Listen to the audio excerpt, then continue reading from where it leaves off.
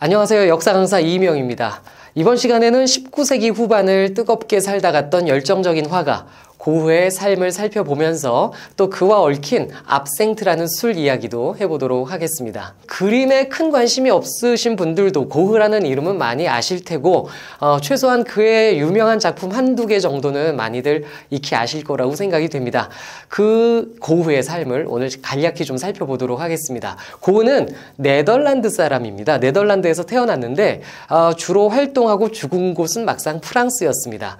고흐는 아버지도 목사님, 할아버지도 목사님인 목사님 가정에서 태어났고요. 고흐의 큰아버지가 그림 판매상을 하셨습니다. 처음에는 네덜란드 헤이그에서 활동을 하셨는데, 그런데 이 큰아버지가 아돌프 구필이라는 사람하고 동업을 하게 돼요. 그러면서 구필화랑이라는 것을 운영하게 되는데, 이 구필화랑이 굉장히 제법 크게 성장을 하게 됩니다. 그래서 헤이그에도 있고 또 파리에도 있고 런던에도 지점이 있는 큰 화랑으로 성장을 했는데, 고흐는 런던 지점에 가서 일을 하게 됩니다. 큰아버지의 일을 돕게 된 것이죠. 그림과 관련된 일을 이때 처음 접하게 됐는데, 그런데 런던에서 일할 때 문제가 생깁니다. 자꾸 고객과 충돌을 하는 거예요. 고객하고 말다툼을 하고 그림에 대한 견해 차이로 고객하고 싸우는 경우도 있었습니다. 이래서 큰아버지가 결국 고흐를 해고시켜 버렸습니다. 계속 같이 일하기가 힘들었던 것이죠.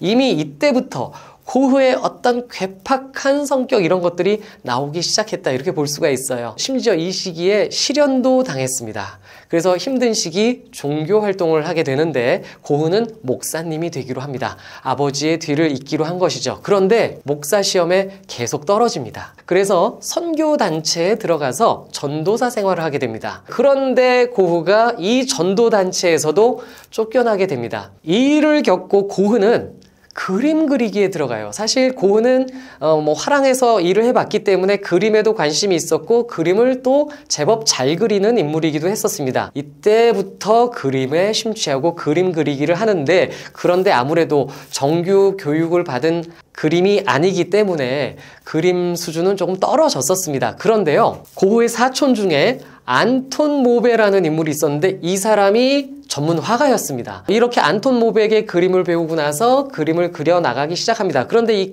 이때 고흐 초창기의 그림들을 보면요, 좀 어두워요. 도시의 빈민들, 고통받는 노동자들, 빈민들의 모습들을 어둡게 그려가고 있었습니다. 이때 나온 대표적인 그림이 감자를 먹는 사람들이라는 그림이 있어요. 1885년에 나온 그림인데 약간 어두운 분위기에 빈민들이 표현이 되어 있지요. 고흐는요, 활동 무대를 이제 프랑스 아르 지역으로 옮기게 됩니다. 아르 지역에서 살면서 거기서 그림 활동을 하게 되는데, 이때 프랑스 아르 지역에서 그가 그린 그림들이 색깔이 바뀌게 됩니다. 이전에 어두운 화풍에서 밝은 화풍으로 바뀌게 돼요. 우리가 흔히 고흐하면 떠올리는 밝은 색, 뜨거운 그런 열정이 넘치는 색감이 이때 나오게 됩니다. 해바라기 그림들이 있어요. 고흐가 해바라기 연작들을 많이 만들어내는데, 이때부터 해바라기 그림이 처음 나오게 되고요. 아르레 침실이라는 그림이 있습니다. 여러분들 검색하시면 많이 볼 수 있는 그림인데 역시 화려한 색감이 돋보이는 그런 그림들이 나오게 됩니다. 그리고 이때 고흐는 고갱이라는 유명한 프랑스 화가와 함께 생활을 하게 됩니다. 역시 친하게 지내다가도 문제가 생깁니다. 역시 고흐의 괴팍한 성격 때문인데요. 어느 날 고갱이 고흐의 그림을 그려줍니다. 여러분들도 역시 검색하면 확인하실 수 있는 해바라기를 그리는 고흐라는 고갱의 작품이 있어요. 고갱이 친구 고흐를 그려준 건데, 그런데 이 그림 때문에 싸움이 납니다. 이 그림을 보면요, 고흐의 눈이 좀 흐리멍텅해요.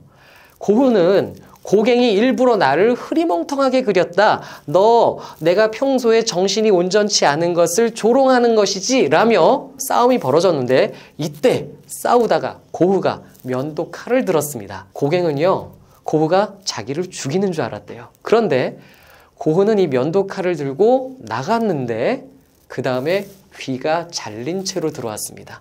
이 칼로 고흐가 자기의 귀를 잘랐다는 거예요. 여러분들 많이들 고흐가 귀 잘랐다는 사실은 알고 계실 겁니다. 고흐는 이후에도요, 물감을 먹는 행위를 하든지 석유를 마시려고 하는 행위를 하는 경우가 있었습니다.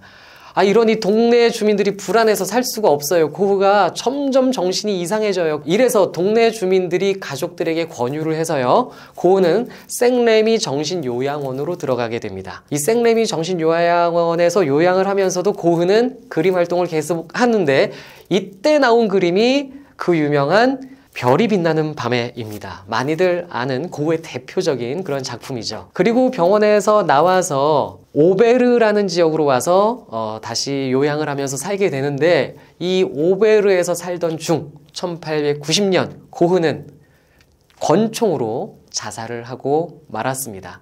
그런데 이 고흐의 자살과 관련해서는 또 다른 이야기가 있어요. 고흐가 동네 청년들과 시비가 붙었고 동네 청년들이 고흐를 쐈다는 겁니다.